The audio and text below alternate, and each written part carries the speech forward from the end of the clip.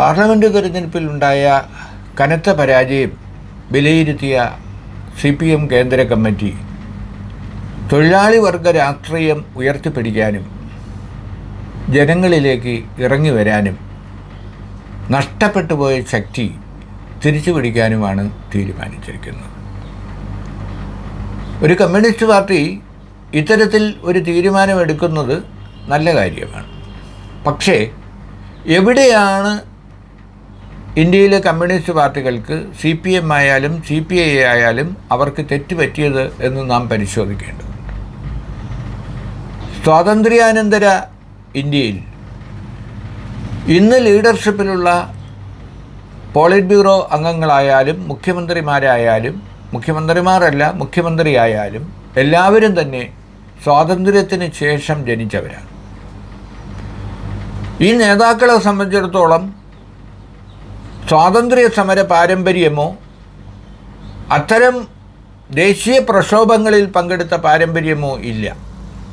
അപ്പോൾ നമ്മുടെ ക്യാമ്പസുകളിൽ ആദ്യകാലത്തെ SF-ലൂടെ KSYF-ലൂടെ SFIയിലൂടെ വളർന്നു വന്ന നേതാക്കളാണ് കാരാട്ടായാലും യെച്ചൂരി ആയാലും പിണറായി ആയാലും ഐസക് ആയാലും G. സുധാകരനായാലും എല്ലാം പഴയ SFI നേതാക്കളാണ്.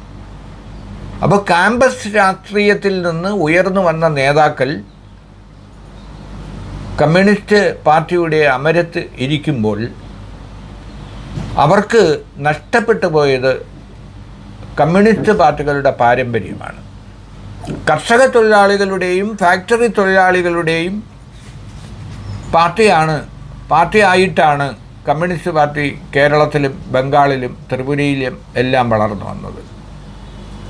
നാം എന്തൊക്കെ വിമർശനം കമ്മ്യൂണിസ്റ്റ് പാർട്ടികൾക്കെതിരെ നടത്തിയാലും ഇന്നും ഇന്ത്യയിലെ ജനതയുടെ വലിയ പ്രതീക്ഷയാണ് കമ്മ്യൂണിസ്റ്റ് പാർട്ടികളും ഇടതുപക്ഷവും.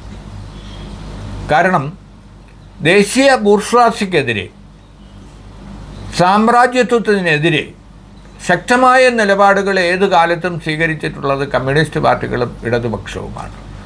അപ്പോൾ സാമ്രാജ്യത്വത്തോടുള്ള നിലപാടുകളിലും ദേശീയ ബൂർഷ്വാസിയോടുള്ള നിലപാടുകളിലും വെള്ളം ചേർത്തു എന്നതാണ് യാഥാർത്ഥ്യം.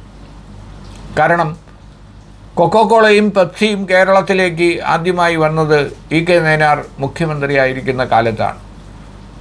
പ്ലാച്ചിമടയിലെ കൊക്കോള കമ്പനിക്കെതിരെ E.K. നയനാരുടെ കാലത്ത് തന്നെ സമരം നടന്നപ്പോൾ LDF കൺവീനറായിരുന്ന VS ആ സമരത്തിന് പിന്തുണ പ്രഖ്യാപിക്കുകയും അവിടെ കടന്നു വരികയും ചെയ്തു. പെപ്സി സമരത്തിൻ്റെയും കഥ അതുതന്നെയാണ്. അപ്പോൾ ആഗോള കുത്തകകളെ കേരളത്തിലേക്ക് ക്ഷണിച്ചു കൊണ്ടുവന്ന് സാമ്രാജ്യത്വവുമായി സമരസപ്പെടുന്ന നിലപാടുകൾ കമ്മ്യൂണിസ്റ്റ് പാർട്ടികൾ സ്വീകരിച്ചു. അതുപോലെ തന്നെയാണ് നന്ദിഗ്രാമും സിംഗൂരും അടക്കമുള്ള വെടിവെപ്പുകൾക്ക് ഇടയാക്കിയത് ആഗോള കുത്തകയുമായുള്ള സന്ധിയാണ്. ആഗോള കുത്തകയ്ക്ക് വേണ്ടി കർഷകരുടെ ഭൂമി ബലമായി ഒഴിപ്പിക്കാനും കർഷക തൊഴിലാളികളെ തെരുവിലിറക്കാനും ബുദ്ധദേവ് സർക്കാർ ശ്രമിച്ചപ്പോഴാണ് നന്ദിഗ്രാമിലും സിംഗൂരിലും കർഷകരും കർഷക തൊഴിലാളികളും രംഗത്തിറങ്ങിയതും അത് വെടിവെപ്പിൽ കലാശിച്ചത്. അതോടെയാണ് ബംഗാൾ നഷ്ടപ്പെട്ടത്. ഇന്നിപ്പോൾ എന്താണ് സ്ഥിതി? കാരണം വിഴിഞ്ഞം പദ്ധതി UDF സർക്കാർ ആലോചിച്ചപ്പോൾ കൊണ്ടുവരാൻ ശ്രമിച്ചപ്പോൾ നഖശിഖാന്തം വിഴിഞ്ഞം പദ്ധതിയെ അദാനിയെ എതിർത്ത ആളുകളാണ് ഇടതുപക്ഷം. പക്ഷേ ആ ഇടതുപക്ഷമാണ് പിന്നീട് അദാനിയുമായി സന്ധി ചെയ്യുകയും വിഴിഞ്ഞം പദ്ധതിക്ക് എല്ലാ പിന്തുണയും നൽകുകയും ചെയ്തത്. അദാനിയും മകനും CPM ആഫീസും CPI ആഫീസും സന്ദർശിച്ചു കഴിഞ്ഞപ്പോൾ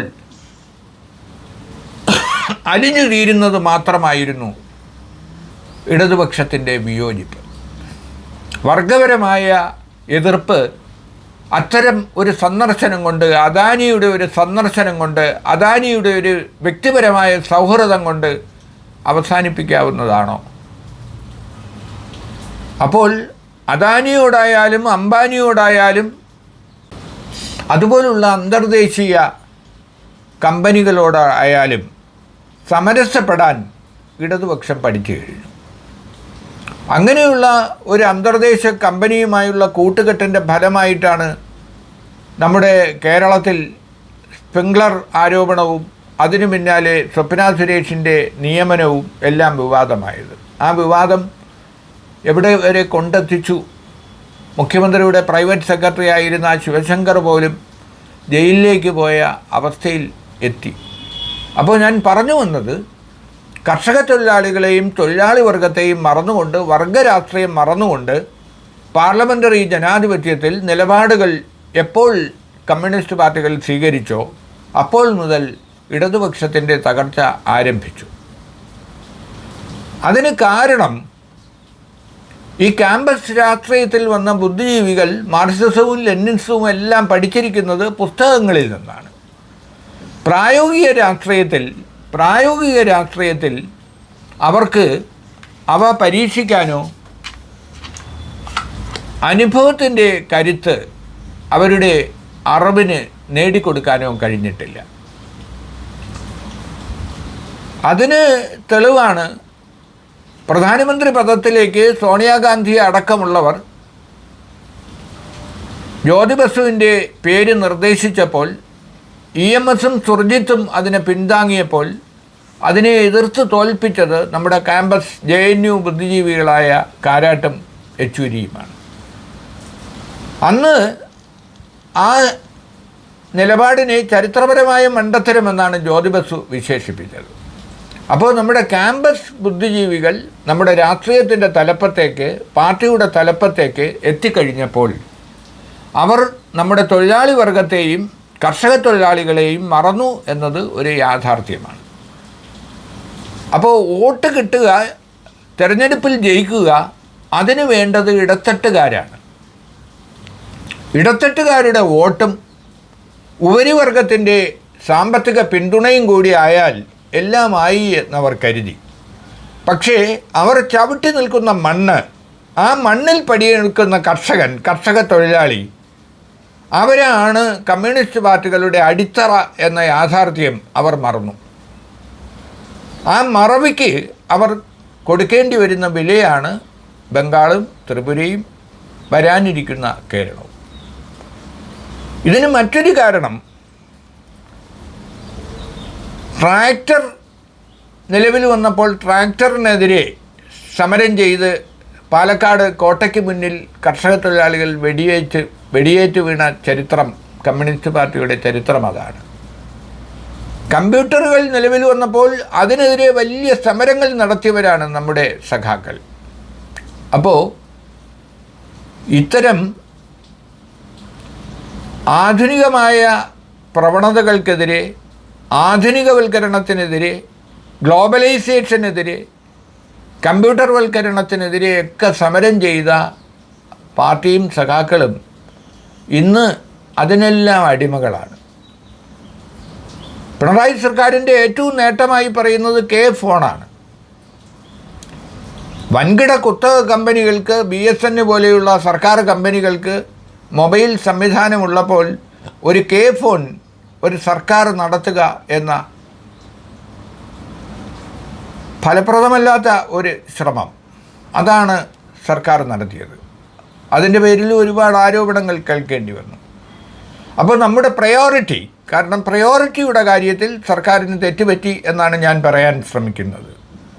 കാരണം കേരളത്തെ സംബന്ധിച്ചിടത്തോളം കേരളത്തിൽ യാത്രാ പ്രശ്നങ്ങൾ പരിഹരിക്കണമെങ്കിൽ നമ്മുടെ ഗ്രാമങ്ങളെ നഗരങ്ങളുമായി ബന്ധിപ്പിക്കുന്ന ഗ്രാമീണ റോഡുകളും ഗ്രാമീണ ഗതാഗത സൗകര്യങ്ങളുമാണ് വർദ്ധിക്കേണ്ടത്. നഗരങ്ങളെ കൂടുതൽ സമ്പന്നമാക്കാനല്ല, ഒറ്റപ്പെട്ട് കിടക്കുന്ന ഗ്രാമങ്ങളെ നഗരങ്ങളുമായി ബന്ധിപ്പിക്കാനും അവയുടെ വികസനവുമാണ്, അതായിരിക്കണം ലക്ഷ്യം. അപ്പോൾ റെയിൽ, സിൽവർ ലൈൻ പദ്ധതി യഥാർത്ഥത്തിൽ കേരളത്തിൽ ഒരു ആവശ്യമായിരുന്നു എന്ന് പറയാം. ഞാൻ ചോദിക്കുന്നത്, സിൽവർ ലൈൻ ആവശ്യമായിരുന്നോ? അല്ല. അപ്പോൾ ഏത് കുട്ടിക്കും അറിയാം, കാസർഗോഡ് നിന്നും തിരുവനന്തപുരത്ത് തലസ്ഥാനത്തേക്ക് 3 മണിക്കൂർ കൊണ്ട് എത്തുക എന്ന് പറയുന്നത് നല്ല കാര്യമാണെങ്കിലും അത് ഒരു അവശ്യ കാര്യമല്ല. അപ്പം നിലവിലുള്ള നമ്മുടെ റെയിൽവേ സംവിധാനത്തിൽ തന്നെ ബ്രോഡ് ഗേജ് സംവിധാനം വിപുലപ്പെടുത്തി കേന്ദ്ര സർക്കാരിൽ സമ്മർദ്ദം ചെലുത്തി നിലവിലുള്ള തീവണ്ടികളുടെ വേഗതയും അതുപോലെ തന്നെ നമ്മുടെ റെയിൽ ഗതാഗതത്തിൻ്റെ വളവുകളും തിരിവുകളും എല്ലാം പരിഹരിക്കാനുള്ള വികസനവും അതായിരുന്നു പ്രയോറിറ്റി. ആ പ്രയോറിറ്റി സാധ്യമാക്കിയിരുന്നെങ്കിൽ ഇപ്പോൾ ഓടിക്കൊണ്ടിരിക്കുന്ന കേന്ദ്ര സർക്കാർ നേട്ടമായി പറയുന്ന വന്ദേ ഭാരത് തന്നെ ഇപ്പോൾ ഉള്ളതിനേക്കാൾ ഇരട്ടി വേഗതയിൽ സഞ്ചരിക്കുമായിരുന്നു. അപ്പോൾ തീവണ്ടിക്ക് അതിവേഗം കടന്നു പോകാനുള്ള പാത, നിലവിലുള്ള പാത വികസിപ്പിച്ചുകൊണ്ട് തന്നെ ഒരുക്കാം എന്നിരിക്കെ സിൽവർ ലൈൻ പദ്ധതിയുടെ പേരിൽ എന്തെല്ലാം കോപ്രായങ്ങളാണ് ഈ സർക്കാർ കാണിച്ചു കൂട്ടിയത്. കാരണം ഒരു ഫൈൻ മോർണിംഗിൽ ഒരു വീട്ടിനകത്തെ അടുക്കളയിൽ മഞ്ഞക്കല്ലിടുകയാണ്, ഒരു വീട്ടിൻ്റെ മുറ്റത്ത് മഞ്ഞക്കൽ ഇടുകയാണ്. അത് തടഞ്ഞാൽ പെൺകുട്ടിയായാലും അമ്മയായാലും വൃദ്ധരായാലും അവരെ പോലീസ് പിടിച്ചുകൊണ്ടു പോവുകയാണ്. അതിനെതിരെ സമരം ചെയ്തപ്പോൾ എടുത്ത കേസുകൾ ഇന്നും പിൻവലിക്കപ്പെട്ടിട്ടില്ല. ശബരിമലയിൽ സുപ്രീം കോടതി വിധി നടപ്പാക്കാൻ എടുത്തതിനേക്കാൾ വലിയ ജാഗ്രതയാണ് സിൽവർ ലൈൻ നടപ്പാക്കാൻ സർക്കാർ കാണിച്ചത്. ജപ്പാനിൽ എഴുതിത്തള്ളിയ കോച്ചുകൾ കേരളത്തിൽ കൊണ്ടുവന്ന് ഇവിടെ വികസനത്തിൻ്റെ പുതിയ മുഖം കാണിക്കാനായിരുന്നു പരിപാടി. അപ്പോൾ ജപ്പാൻ പദ്ധതിയുമായി സഹകരിക്കുമ്പോൾ അതിൽ നിന്നും കിട്ടുന്ന കമ്മീഷൻ തന്നെയാണ് ഇതിൻ്റെ പിന്നിലെ അജണ്ട എന്ന് തിരിച്ചറിയാൻ കേരളീയർക്ക് കഴിയും. അതുകൊണ്ട് തന്നെയാണ് UDF ആയാലും പരിസ്ഥിതിവാദികളായാലും സിൽവർ ലൈനിനെതിരെ ശക്തമായ സമരം ചെയ്തത്. ഇത് വികസനത്തിനെതിരെയുള്ള ഒരു നിലപാടായിരുന്നില്ല. എന്നിട്ടും ഇപ്പോഴും പറഞ്ഞുകൊണ്ടിരിക്കുന്നത് എന്താണ്? സിൽവർ ലൈൻ ആവശ്യമാണ്, ഇനിയും അത് കൊണ്ടുവരുമെന്നാണ്. അപ്പം തെറ്റ് തിരുത്താനാണ് ഭാവമെങ്കിൽ ആദ്യം തിരുത്തേണ്ട ഒരു തെറ്റാണ് സിൽവർ ലൈനിന് വേണ്ടി ജനങ്ങളെ പീഡിപ്പിച്ചതും വീടുകളിൽ മഞ്ഞക്കുറ്റിയിട്ടതും അതിൻ്റെ പേരിൽ കോടിക്കണക്കിന് രൂപ ചിലവിട്ടതും അശാസ്ത്രീയമായ അപ്രായോഗികമായ ഒരു മണ്ടൻ സ്വപ്നമായിരുന്നു അത് എന്ന് സമ്മതിക്കുമ്പോഴാണ് തെറ്റ് തിരുത്തപ്പെടുക. രണ്ട്, ഞാൻ പറഞ്ഞു വന്നത് കർഷക തൊഴിലാളികൾക്കും പകരം സൈബർ രംഗങ്ങളിൽ വൈദഗ്ധ്യം നേടിയ മധ്യവർഗ സമൂഹമാണ് ഇവിടെ കാര്യങ്ങൾ തീരുമാനിക്കുന്നത്. NGOമാരും അധ്യാപകരും ഉപരിവിദ്യാഭ്യാസം നേടിയ വിദ്യാർത്ഥി സമൂഹവും ഗവേഷകരും ഒക്കെ അടങ്ങുന്ന ബുദ്ധിജീവികളാണ് പൊതുജന അഭിപ്രായം രൂപപ്പെടുത്തുന്നത്. അതുകൊണ്ട് മധ്യവർഗത്തിൻ്റെ പിന്തുണയുണ്ടെങ്കിൽ തെരഞ്ഞെടുപ്പുകളിൽ വിജയിക്കാം. അടിസ്ഥാന ഘടകങ്ങളായ നമ്മുടെ അടിസ്ഥാന ശക്തികളായ കർഷക തൊഴിലാളികളും ഒന്നും തന്നെ ആവശ്യമില്ല എന്ന ഒരു തെറ്റായ ധാരണയിലേക്ക് കമ്മ്യൂണിസ്റ്റ് പാർട്ടികൾ, ഇടതുപക്ഷം എത്തി എന്നതാണ് യാഥാർത്ഥ്യം. പക്ഷേ നാം മനസ്സിലാക്കേണ്ട ഒരു കാര്യം, 140 കോടി ജനങ്ങളുള്ള രാജ്യത്ത് ഇന്നും പട്ടിണി പാവങ്ങളുടെ, ദാരിദ്ര്യം അനുഭവിക്കുന്ന ജനങ്ങളുടെ എണ്ണം എടുത്താൽ അത് 60%-ത്തിലേറെയാണ്.